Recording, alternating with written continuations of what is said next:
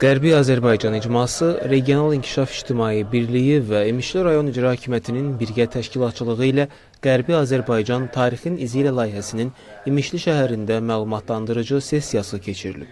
İmişli Rayon İcra Hakimiyyətinin başçısı Elçin Rzayev regionlarda gənclərlə davamlı olaraq keçirilən bu cür tədbirlərin Qərbi Azərbaycanla bağlı faktların geniş ictimaiyyətə çatdırılmasında, xüsusilə gənclərin tarix və milli kimlik barədə məlumatlılığının artırılmasında əhəmiyyətini vurğulayıb. Digər çıxış edənlər icmanın fəaliyyəti Azərbaycanlılara qarşı tarixi ədalətsizliklər və onların Ermənistan ərazisindən deportasiyasından danışaraq soydaşlarımızın ata-baba yurdlarına qayıtması istiqamətində ölkəmizin haqlı mövqeyinin dünya ictimaiyyətinə düzgün çatdırılması, tarixi həqiqətlərin yayılması və müdafiəsində gənclərin üzərinə düşən vəzifələrdən danışıblar.